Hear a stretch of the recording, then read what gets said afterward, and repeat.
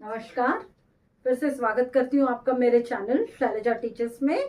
आज हम शब्दालंकार के भेद पढ़ेंगे, जिसमें हम पढ़ेंगे पहला श्लेष अलंकार,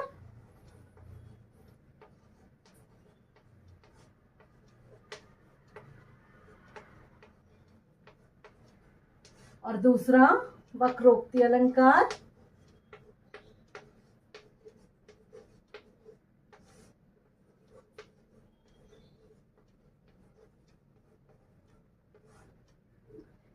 इनकेस अगर आपने हमारा पार्ट 1 इसी वीडियो का मिस किया हो तो उसे लिंक डिस्क्रिप्शन बॉक्स में दिया हुआ है, आप वहां जाइए, पहले वो देखिए, फिर इसे कंटिन्यू कीजिए, तब आपको अच्छी तरह से समझ में आएगा। तो आइए शुरू करते हैं हम श्लेष अलंकार। श्लेष अलंकार क्या है? जब कभी भी कवि एक शब्द का एक ही बार प्रयोग करे लेकिन उसके कई अर्थ निकले तो उसे हम श्लेष अलंकार कहते हैं। एक शब्द का प्रयोग एक ही बार करेंगे लेकिन उसके कई अर्थ निकलते हैं। तो पहले परिभाषा नोट कर लीजिए श्लेष अलंकार का।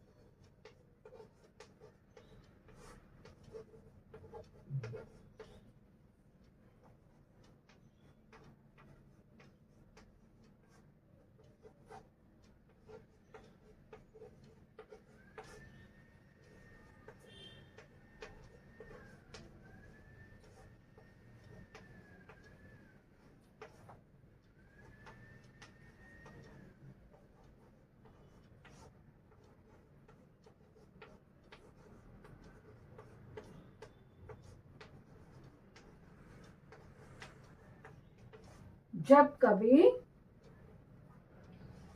एक ही शब्द का एक ही बार प्रयोग करें और उसके अनेक अर्थ निकले तो उसे हम श्लेष अलंकार कहते हैं। श्लेष का एक और अर्थ है, श्लेष का अर्थ होता है चिपकना। यहाँ पे एक ही शब्द में कई अर्थ चिपके हुए रहते हैं, इसीलिए इसे श्लेष अलंकार कहते हैं।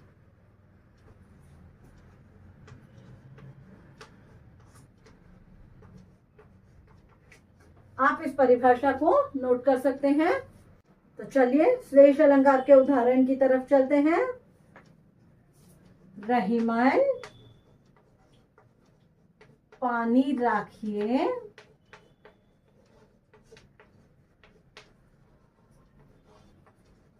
रहीमन पानी राखिए, बिन पानी सब सून,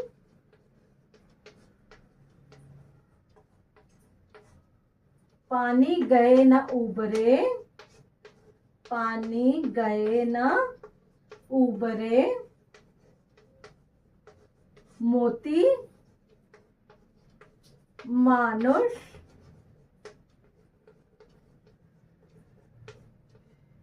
चून। पहले हमें ये दो लाइन ये देखना है, इसमें पानी शब्द पे ध्यान दीजिए।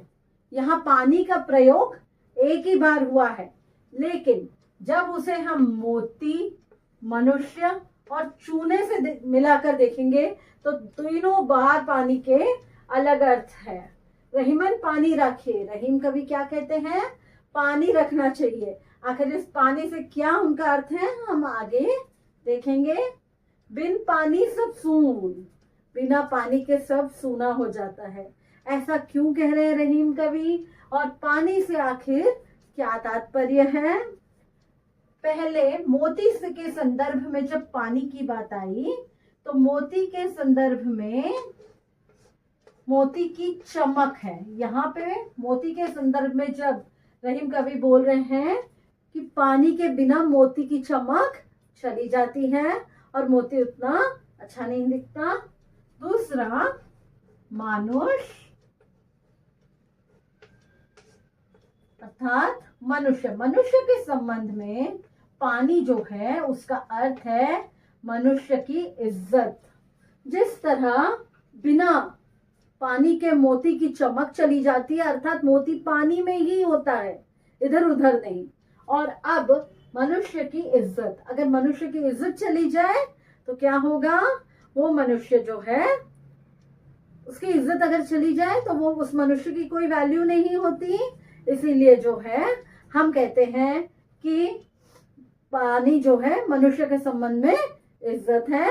और तीसरा जो है चून। चून अर्थात चूना। ये तो हम सब जानते हैं कि चूने से अगर पानी चला जाए तो चूना किसी काम का नहीं रहता।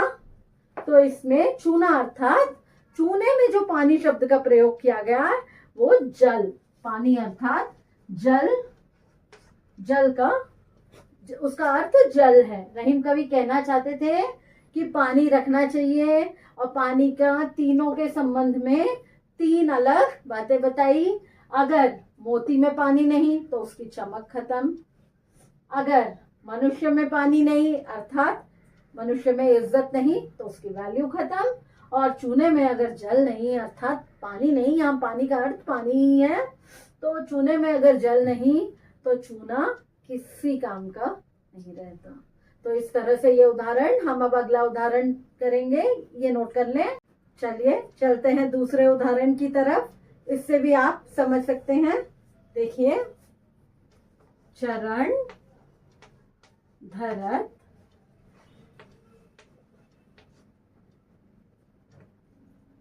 चिंता करत,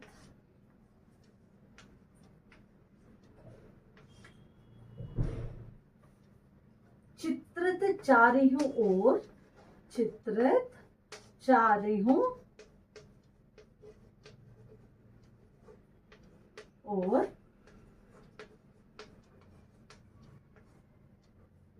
सुवर्ण को खोजत फिरे, सुवर्ण को खोजत फिरे,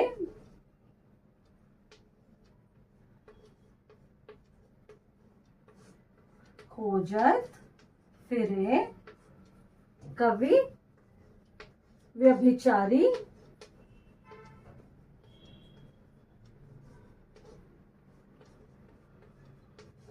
चोर। देखिए, यहाँ पे जो सुवर्ण शब्द है, इस सुवर्ण शब्द में कई अर्थ छुपे हुए हैं। और वो अर्थ क्या क्या है? जब हम सुवर्ण कहते हैं तो यहाँ कवि के संदर्भ में, व्यभिचारी के संबंध में और चोर के संबंध में ये आएगा। इन तीनों से ही जुड़े हुए इसके अर्थ है। कवि हमेशा क्या खोजता है? कवि हमेशा सुंदर अक्षर, सुंदर भाव की खोज करेंगे, व्यभिचारी सुंदर रूप की खोज करेगा, और चोर जो है हमेशा सोने की खोज करेगा। इसलिए यहाँ सुवर्ण के 3 अर्थ हैं। कवि के संबंध में सुंदर अक्षर,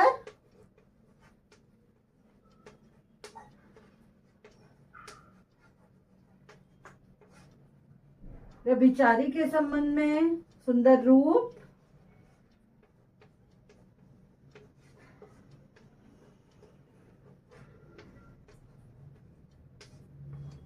और जब चोर की बात आई तो सोना। यहाँ सुवर्ण के 3 अर्थ है।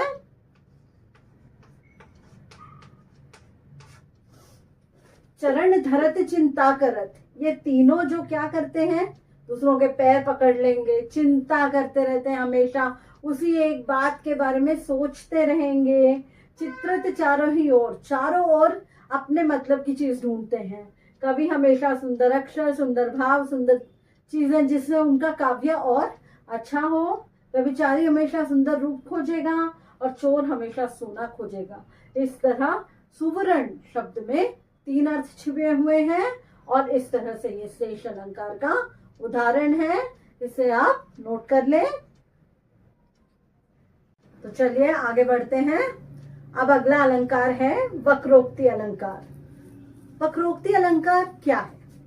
जब वक्ता कुछ बोले और श्रोता उसका कुछ अलग ही अर्थ निकाल ले, अर्थात वक्ता जो बोलना चाहता है वो अर्थ ना समझकर उसका दूसरा ही अर्थ निकाल ले, तो वहां पे वक्रोक्ति अलंकार होता है। आइए इसकी परिभाषा नोट कीजिए।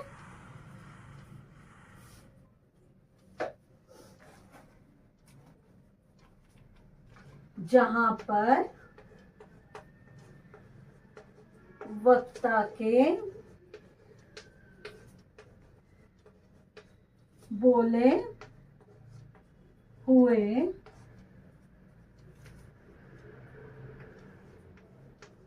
शब्दों का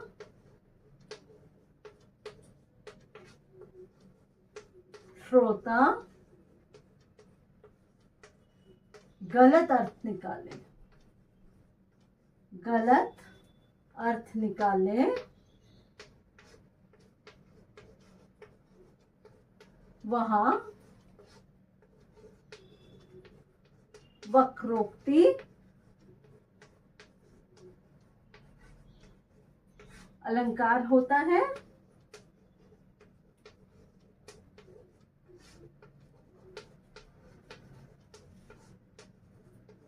इसका उदाहरण, हम राम जी वनवास जाने वाले थे, तब वो सीता जी से कहते हैं कि तुम यहीं पे महल में रहकर खुश रहो और मैं वन जाकर 14 वर्ष का वनवास भोगता हूँ।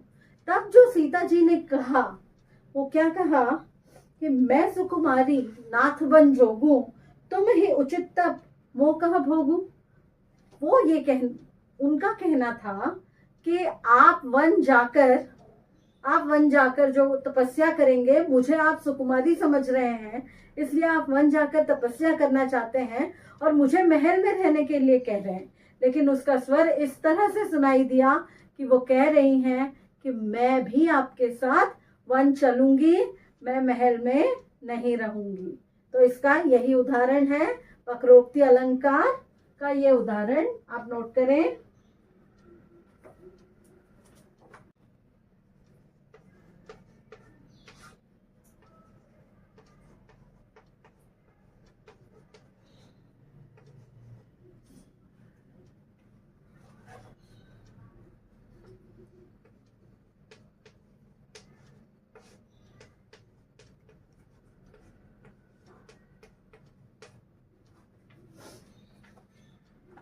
मैं सुकुमारी नाथ बन जोगू,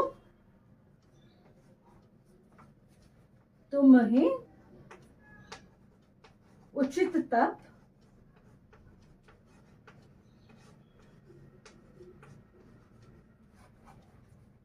मोकह भोगू।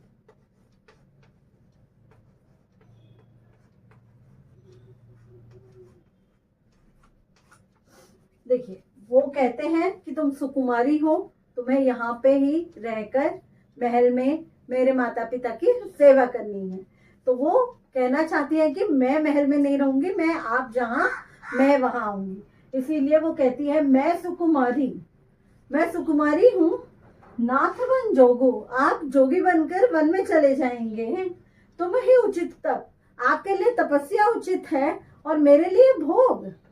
ये जो स्वर है उनका कि मेरे लिए भोग, ये वो कहना चाहती है कि मैं महल में रह के भोग नहीं भोगना चाहती, मैं आपके साथ वन में आना चाहती हूँ। इस तरह ये वक्र उक्ति है, वक्र उक्ति, टेढ़ी उक्ति, जिससे वो अपनी बात कहना चाहती है। तो ये है वक्रोक्ति अलंकार का उदाहरण। तो चलिए अगले उदाहरण की तरफ। बड़ा सिंपल उदाहरण है। जानो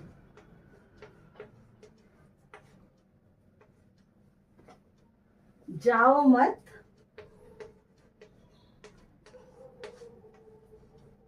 बैठो।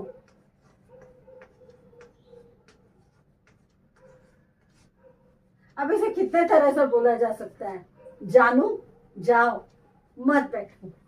अब अगर सामने वाला समझ गया जानू जाओ मत बैठो, तो ये हो गया वक्रोक्ति अलंकार का उदाहरण। यहाँ पे हमारा शब्दालंकार समाप्त होता है। तो अगले वीडियो में हम मिलेंगे अर्थालंकार के साथ। अगर आपको हमारा वीडियो पसंद आया हो, जो मैंने पढ़ाया है वो समझ में आया हो, तो लाइक, शेयर, सब्सक्राइब। धन्यवाद।